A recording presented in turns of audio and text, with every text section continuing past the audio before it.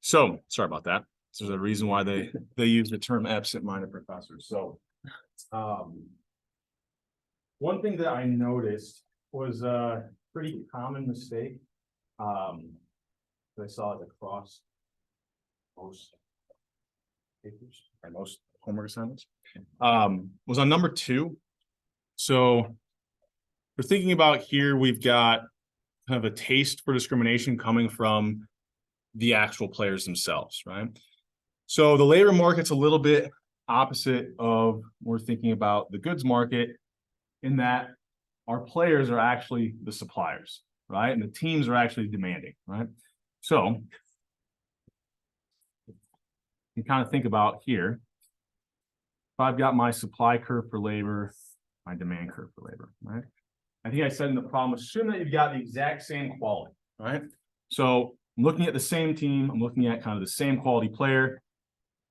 I think about foreign versus non-foreign players, those should be exactly the same.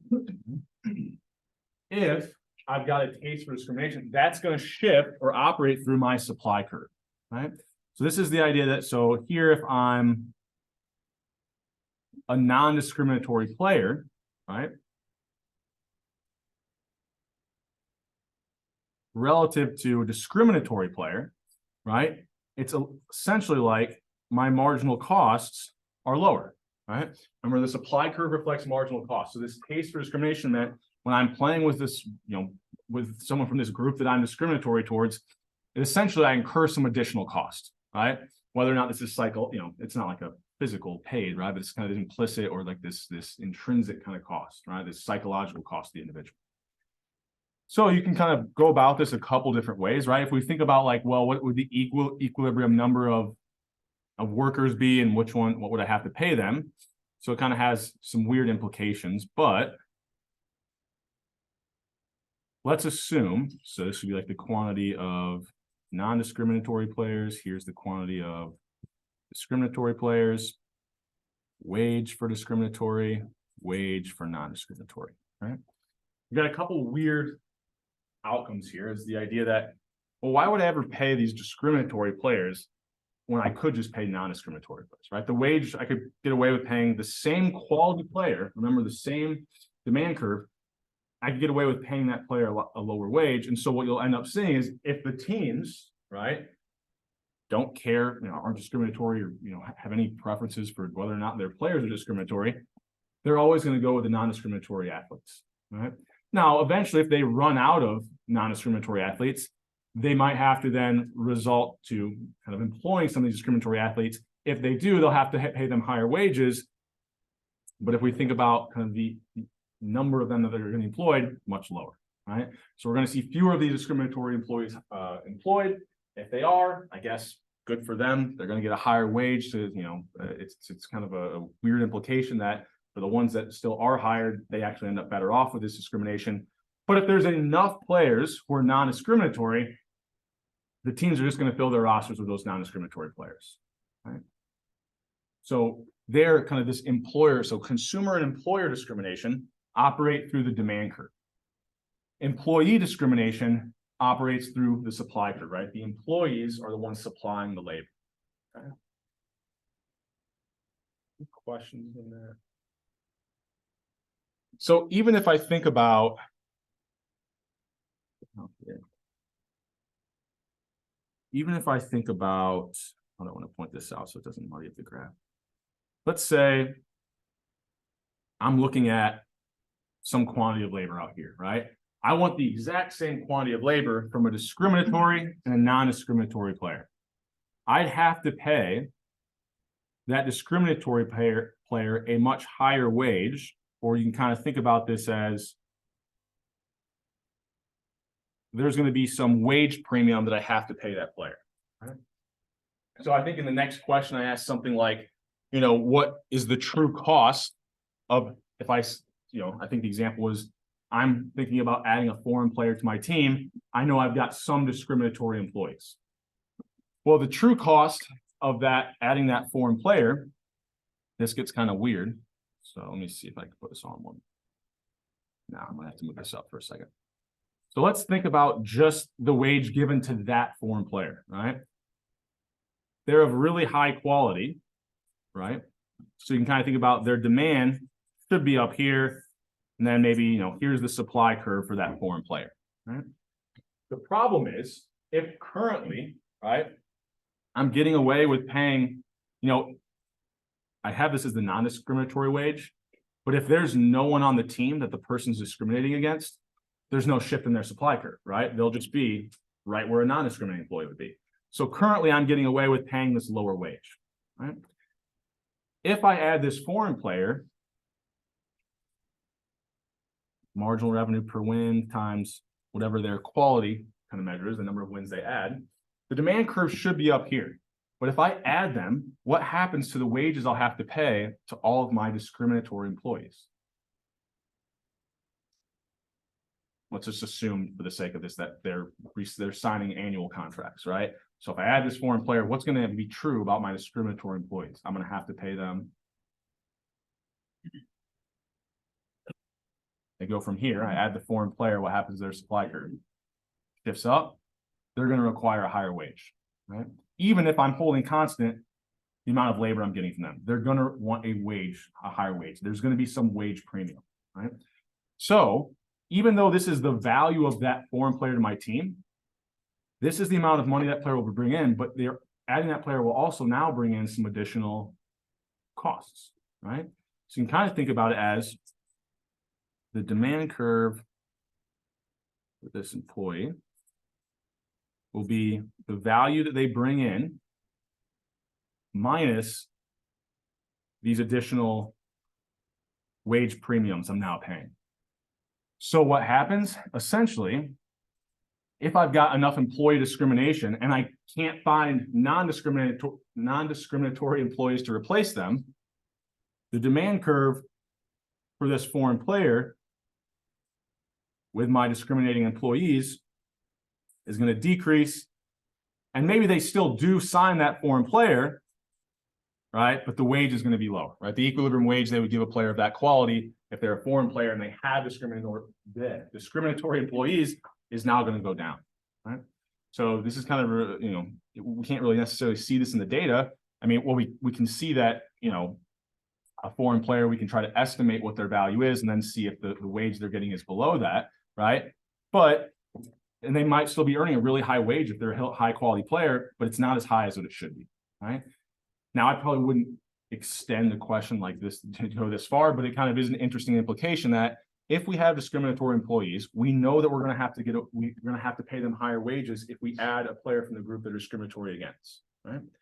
As soon as we now think about adding this group, you know, a player from this group that my employees are discriminating against, I'm going to have to pay these additional wage premiums, which makes that player who's being discriminated against actually less valuable to me, right? Which is like it's kind of a moral thing. It's kind of like a not. It sounds really bad to talk about it in this way, but that's essentially if you're operating from a pure profit maximization point, or even from a pure, you know, pure profit maximization point, that player actually has less value. You're actually going to give them a lower wage, right? And that's because you are paying more for them. You're just not giving them all the money. You're giving your discriminatory employees these wage premiums. Right? Questions on that? So like I said, the main thing that I wanted to get at is this idea that when we have employee discrimination, that's operating, you know, shifts in our supply curve. The other one that, well, and I should say, if I didn't already, for the most part, you guys did really well in this last homework assignment. I think, like, yeah, you guys did very, very well, especially compared to the other ones. So I can kind of see people are starting to things are starting to click. And this one, people generally did a pretty good job on, but there's just a couple things I wanted to highlight. So on question 5, I kind of had this setup where I was thinking about comparing two universities of the exact same kind of size. They were bringing the same exact amount of marginal revenue, right? So the reason I did that is so that we could kind of keep that demand curve the same. So I had like an Ivy League school, and then I think I had Ball State, right? Now, most of you got the first part correct, which was thinking about, oh, sorry, I'm talking and trying to write. So here's my supply curve for the Ivy League school. Now remember, supply curves represent marginal costs, right? So if I'm thinking about attending Ball State, what are the costs of doing that? Well, there are some explicit costs, right? I guess one of the things I probably should have also assumed away is that tuition amounts were going to be the same, right? Maybe they're getting tuition remission, so it doesn't really matter to the player which school they attend. But if we're thinking about not just the explicit costs, what is true about the implicit costs or these opportunity costs of attending Ball State? Well, if I have the opportunity to attend an Ivy League school or Ball State, I'm giving up the value of an Ivy League education. When I say I'm giving up the value technically, right, you could think about the opportunity cost of attending Ball State is a, Ball State education value, right? And that difference between an Ivy League education, right? But regardless, I think we could kind of say like the Ivy League education value is going to be higher, so I'm going to incur some additional costs, right? This is going to be a net negative. So if I have a higher cost of supplying my labor to Ball State, most of you did a pretty good job of accurately identifying that's going to be a decrease in supply, right? And that in order to attend Ball State, if these schools were able to offer wages, Ball State to attract the same quality player, right? Holding constant to the quad, looking at the same demand curve, they'd have to pay a higher wage, right? And that's essentially because by attending that school, those students are giving up kind of this value of the Ivy League school education.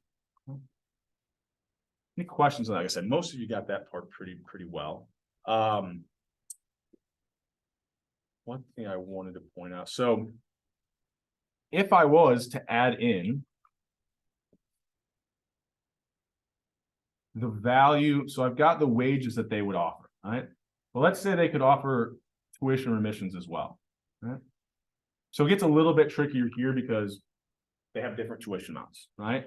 My imagination would be that if you think about the wage that Ivy League schools could kind of pay their players, the value of their education, tuition remission, very expensive to attend. So my imagination would be that the Ivy League tuition remission is probably going to be significantly more worthwhile than the wage the Ivy League school could offer, right? So, we're thinking about kind of choices between if I were to allow these schools to pay players, but maybe I can only pay players or offer a tuition remission, right? I can't do both. Although you could do both. And probably you could develop a system like that. But if we're just thinking about would I want to be paid a wage as opposed to being able to have a tuition remission at an Ivy League school here? Probably not, right? My imagination is, right, if Ball State was offering wages, their tuition is quite a bit lower. I don't know if the demand is there to support it, but it's more likely that Ball State with this this lower supply curve, that their kind of tuition values probably maybe below that wage that they would have to offer to attract this high quality player, right? Now, as soon as we start to build in like lower quality players, we see that shift, the wage probably falls below that. But if we're thinking about these really high quality players, if Ball State did want to attract them, they'd have to pay them this higher wage. And that wage would likely be above the value of a Ball State tuition. That idea kind of making sense here? Any questions on that? Okay, so we went a little off script. I'm going to redraw that real quick because the one part I did notice a little bit of confusion on, and I kind of can understand where it came from. We talked about similar things in class. So I've got this demand curve. Here's my supply at the Ivy League school. Now I could think about, I said, what if there's this other school, IUPUI, they generate the same amount of additional revenue. So when I'm giving you that assumption, I'm giving that assumption so that like demand is the same across these three schools, right? Or at least I'm assuming that is. It's got to be pretty, try to choose realistic examples, right? But demand for those sports of those three schools is probably pretty similar, right? If we're looking at the same quality player. However, if I think about, okay, yeah, that would be the difference because I'd be foregoing my Ivy League education, right? Kind of similar idea of attending Ball State, attending IUPUI. You could go to the Ivy League school. You're giving up a pretty big value, right? So your costs are going to be higher. But what might lower these costs is that, well, living in Indianapolis, I mean, I forget where some of these places are, like some of these Ivy League schools are like out in the middle of nowhere and like there's nothing to do, right? And so maybe being near Indianapolis has a high value for a college student, right? You're, within walking, or scooter, Uber, whatever, downtown, ton of fun stuff to do. So that's actually going to lower that cost, right? So you can do this two ways. You can think about it. It's either going to lower the cost to attending IUPUI, right? Kind of pushing that supply curve to be below the Ivy League school. Or you could think about this the opposite way, right? Maybe the Ivy League school, right now attending that, now I'm foregoing this kind of additional benefits of being in a big city. So you could think about that as the supply curve for the Ivy League school would be decreasing just as a result of the amenities, right? So you've got two things going on, right? One, the marginal cost of attending IUPUI is going to be a little bit higher because they're not going to the Ivy League school. But the Ivy League school, right, if the value of those amenities is great enough, their marginal costs are going up as well, right? And so there's a potential that you could get that supply curve shift large enough to where now the Ivy League school would have to, in equilibrium, offer higher wages. Now, it may only be down here, right? It's kind of one of these it depends scenarios, right? It depends on the size of the shift. But you could also have operated that through kind of thinking about it, lowering the costs to attending IUPUI as well, right? The net benefit would be, well, now I've got the value of the amenities minus the value of the education I'm no longer pursuing. Either way, you're going to kind of see that the size of the shift matters. And you're going to get kind of the same end result. Okay? Questions on that? Okay.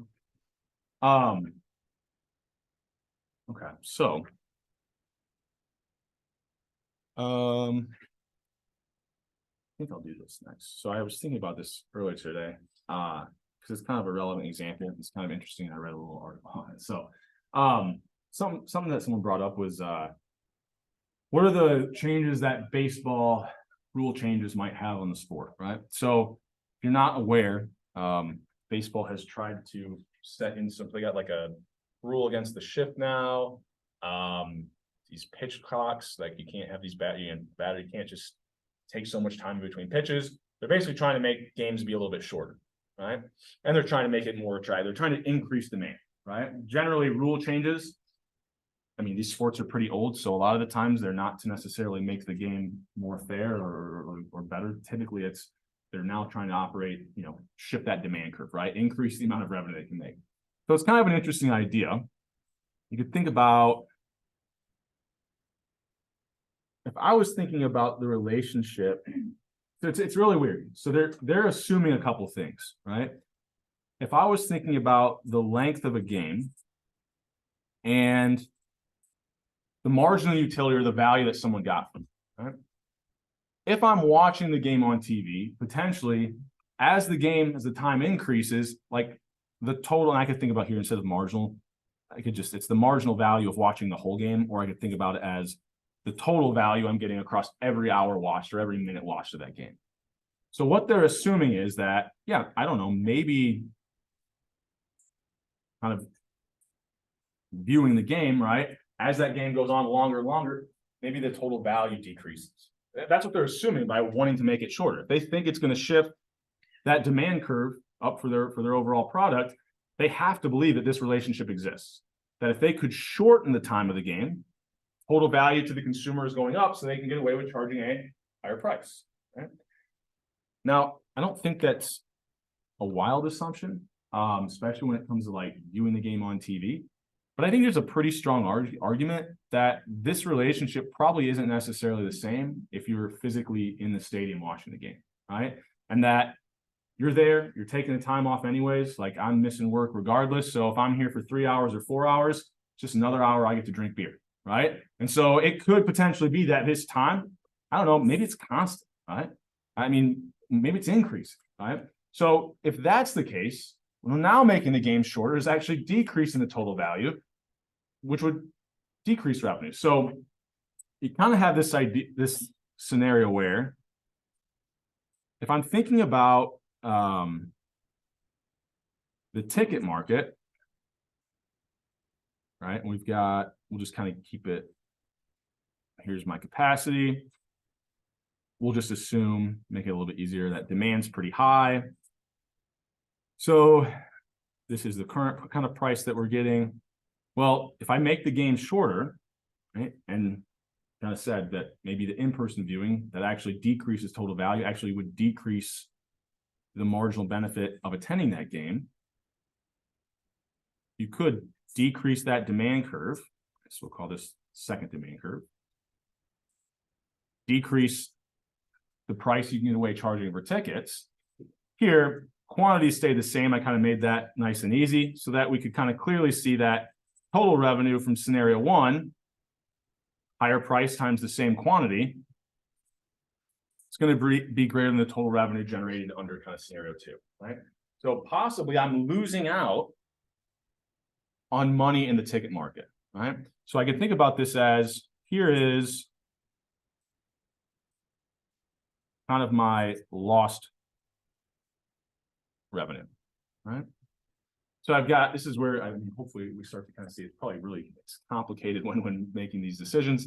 And this would, you know, this is the league making the decision. So this is going to impact every single team. Now, and I'll bring that back again here in a second. If we think about the TV market, maybe this is like quantity of ads, right? And the price or the money or the value they can get away for charging for these ads.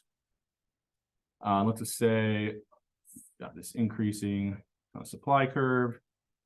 I've got this demand curve. That's demand 1. Originally, before this rule change, think about, I could get away with charging a certain price for a certain number of ads. Right?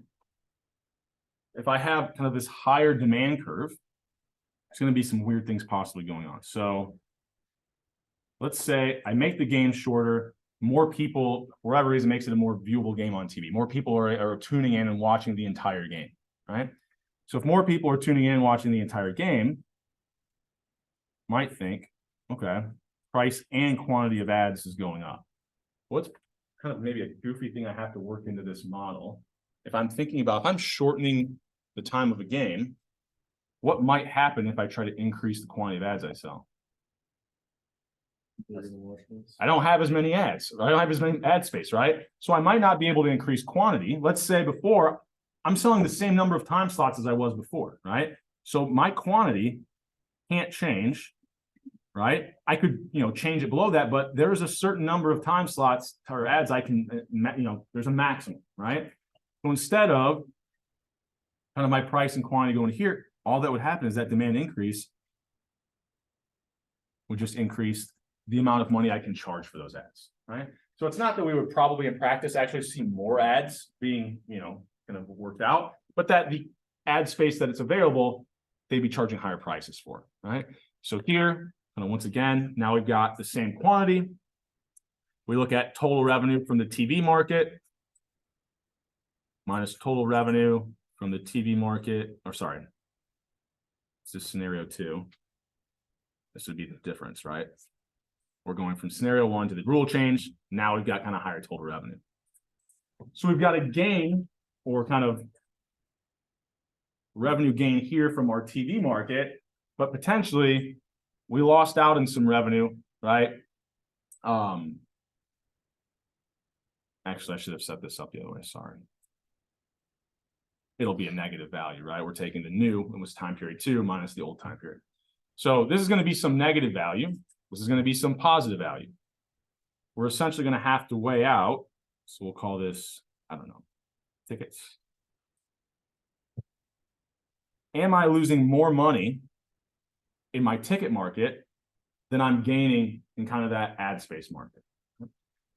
And, you know, maybe this has implications as well, like other sources of revenue. If I can get more people viewing the game overall, right? So let's say I can get my TV views to increase by more than, right? I'm not really losing any quantity here in my ticket market. Well, maybe this translates to also seeing increases in demand for other revenue sources like apparel, right? Or increases demand for other products the MLB can, you know, kind of put their logo on or charge money for people to use the, you know, player likeness, things like that in video games, right? So it has to be, I mean, if they're doing this, I'm sure they've looked at it. They would have to believe that the loss that they're seeing in ticket revenue is going to be more than made up for long term. Because remember, they're not just making this decision year to year. We've kind of simplified this a little bit, making it dynamic, right? 1 year, static, making it 1 year. It's a dynamic problem, right? This extends across the next 50 years that the Major League Baseball is concerned about. So they have to believe that the ticket revenue lost is going to be more than compensated for by TV views, right? Selling the rights to streaming services, maybe apparel sales, kind of just increased interest in the sport in general. Any questions on that idea? Yeah, I think those $10 beers are against that. Well, that's the other thing, right? So I actually saw this article. So I did the ticket market. I read this article that there's actual data out there. So it's hard to evaluate a lot of this because like very early in the season, this is the first kind of year of the rule change. So anytime you have a rule change, you need a pre and a post, right? You need prior to the change, you need after the change data, right? And ideally, you don't just want like 1 year, right? You want several years after this change. So there's another area where they're losing out a lot of money, right? So if I've got my supply demand curve here, and people would pay this and purchase this many beers. Like this is a representative consumer. There is somewhat of like a functionality, like even though I value from something, sometimes like physics things constrain how much I can consume, right? There's only so much beer I can consume in a certain time frame, right? I mean, there's biological mechanisms that prevent me from consuming certain amounts. So, there may be like currently, this is like if we had a regular game before they shortened them, this is people were able to drink this much beer and they would pay this price, right? However, now, right, if the time of the game is shorter and I'm not able to consume what I would have before, right? Well, yeah, I'd pay a little bit higher of a price, right? But the idea here is, well, demand is probably pretty elastic, right? Sorry, demand for beer is probably inelastic at these games, right? You could get away with charging $10 a beer. So even decreasing the price, that's going to hurt my total revenue a little bit, but the increase I'll get in quantity, right, is going to make up for. So I read this article and they were looking at the actual number and it was something about the quantity of beers sold across the different Major League Baseball. And I don't think they had every team, but they had a pretty good sample of them. The number of beers sold in every stadium is lower, right? And if they don't adjust their prices, they're for sure going to lose revenue. And that's actually one of the things this article talked about is like, how the hell did these teams not anticipate this problem? You look at prices from last year to this year, and a lot of them are charging the same amount, right? There's just physical constraints when you have shorter games that you should be increasing that price. For whatever reason, a lot of these teams didn't anticipate this and haven't increased their prices.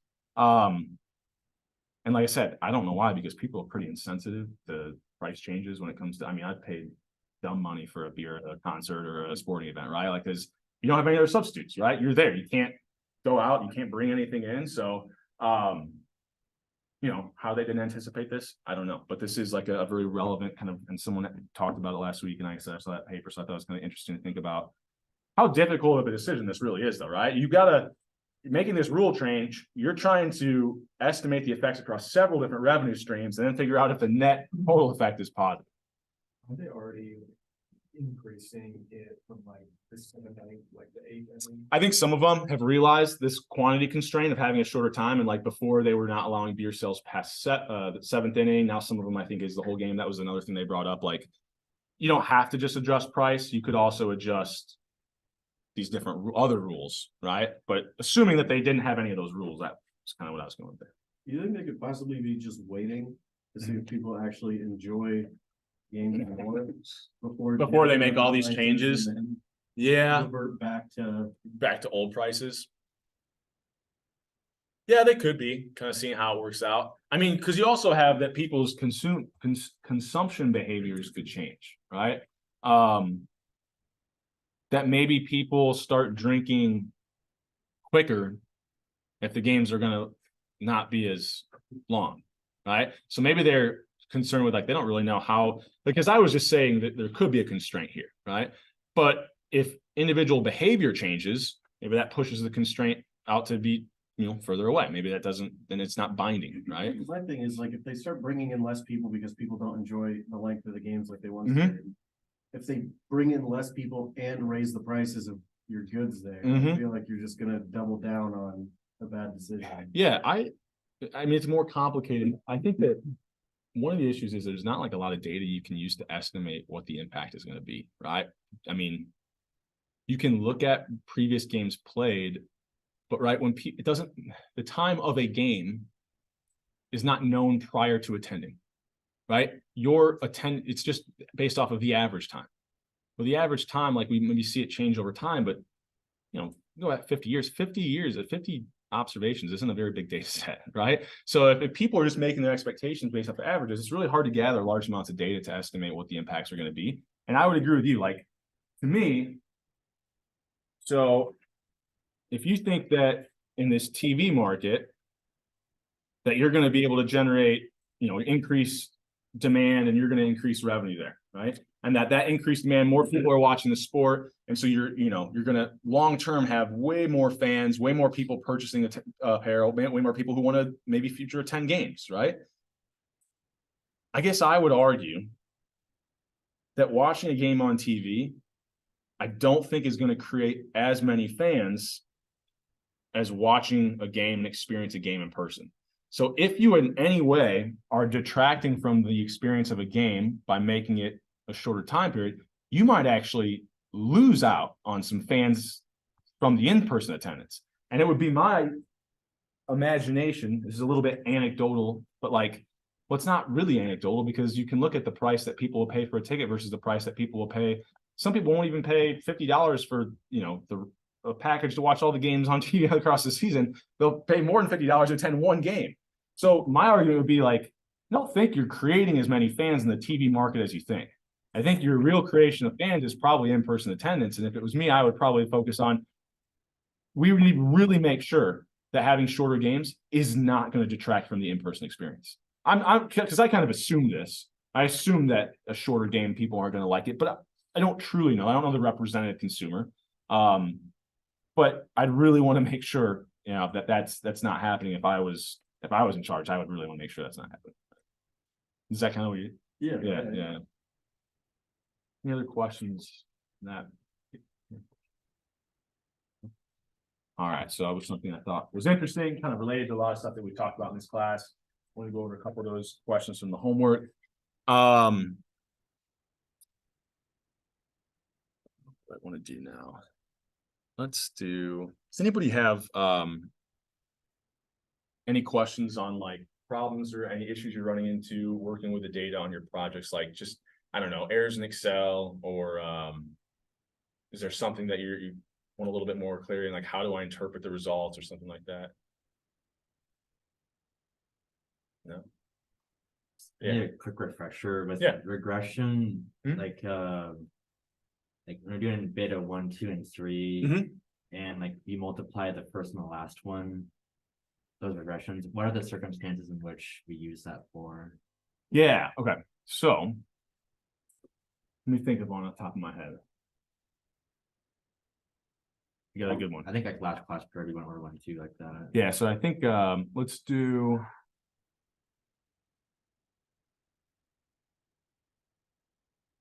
the sunk cost fallacy thing. I don't know if we brought this paper into class or not, but let's think about a player's playing time. We can kind of, here's our constant, our intercept, and maybe the first thing that we're going to think about is let's say we have some measure. Football, is there a composite measure? There's like PER in basketball. I forget the composite measure used in NFL, but let's say it is player efficiency rating. Somehow we're rating the quality of these players. Let's say we came up with a really good composite variable, like it accounts for the position of the player, and it kind of gives us a quality comparison that we can compare across positions. Right? This is an ideal world, but I could single this out and just use, quarterback statistics if I wanted to. But let's say I'm kind of have this measure across everybody.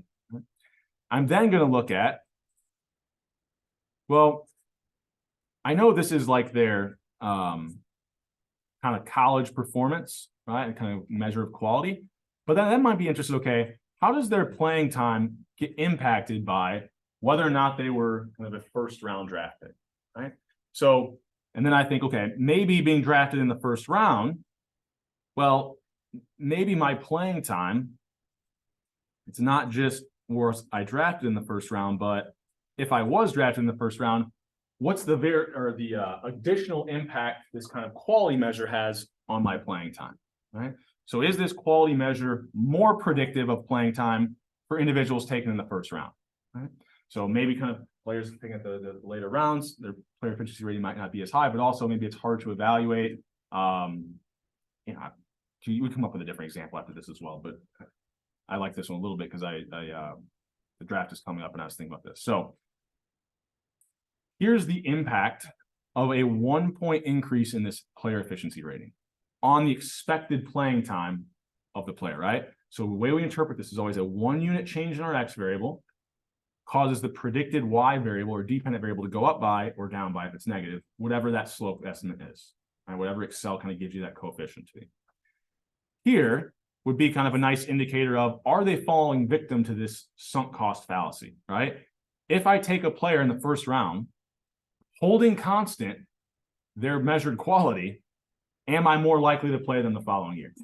It shouldn't matter if I took them in the first round or not. If their quality is the same, like you can think about this as like the last player taken in the first round versus the first player taken in the second round.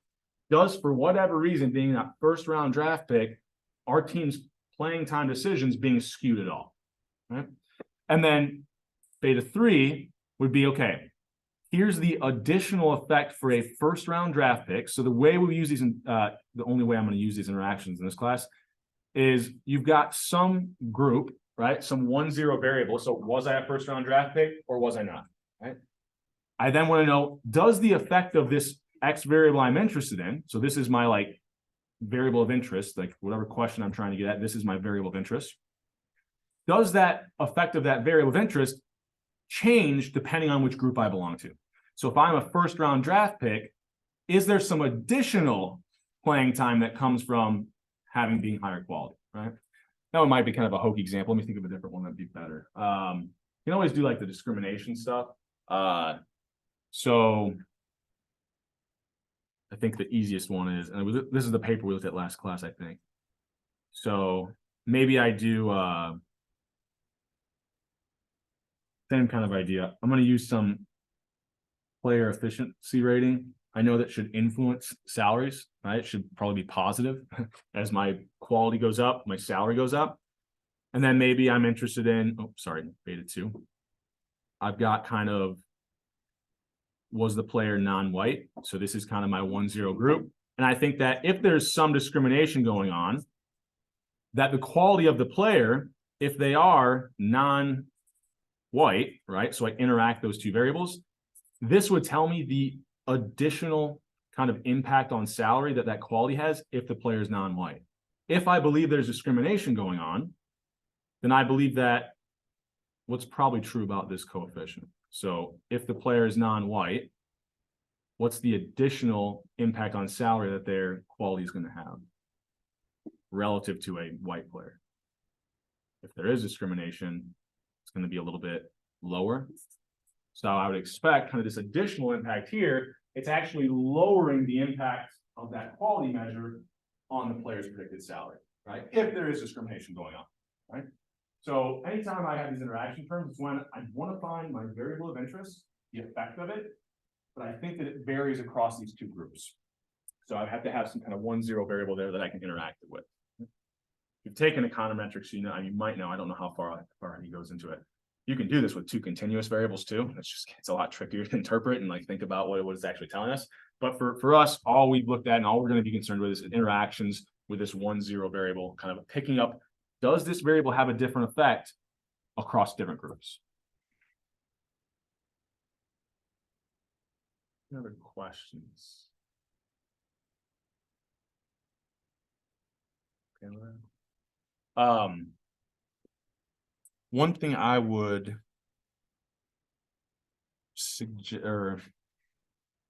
one thing that's good to do, and I think I mentioned this already, but as you're writing the paper, you can make your interpretations of the variables, but it's also probably a good thing to mention kind of what your R squared is. I think we talked a little bit about this previous class, but this is basically telling you the closer this gets to 1, it's telling you the proportion of the variation in whatever your Y variable is. So like the proportion of variation in salary that player quality and race explain, right?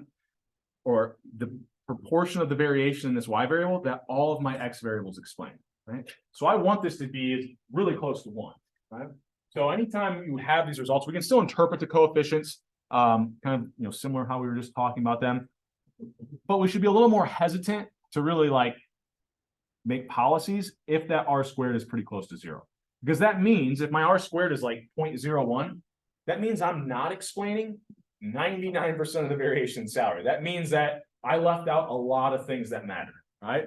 The closer I can get this to 1, that means that the control variables I've used, I'm explaining a lot more of the variation in salary, right? My predictions will be a lot better. So for some of you, you're going to have more basic kind of data sets than others, and you might get really low R squareds, right? So it's worth mentioning if you have those low R squareds that, yeah, we can interpret these coefficients this way, but we should be hesitant that we might be leaving out some things that matter, right? Some important variables that we don't have in our data set, right?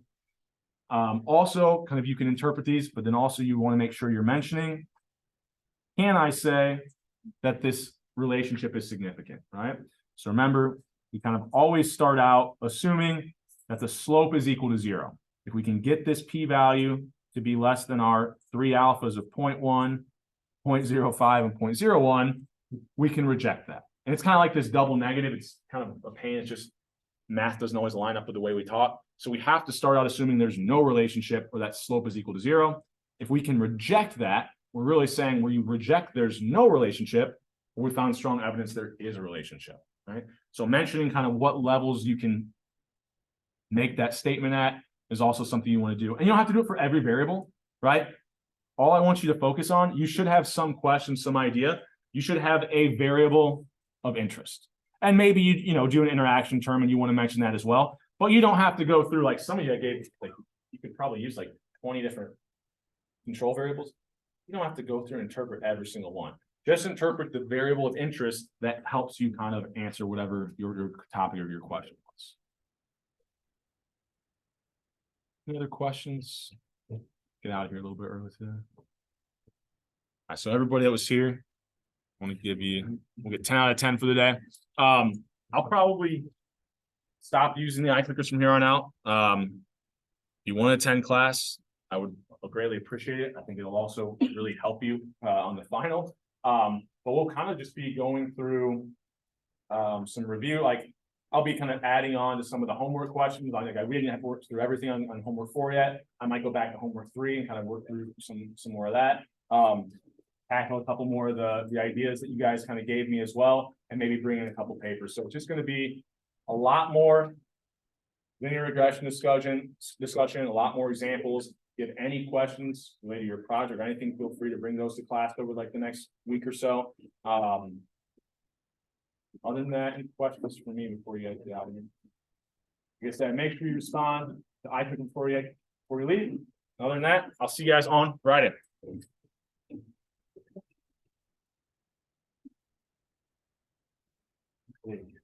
Yeah. So since I displayed so much confusion on the last homework assignment,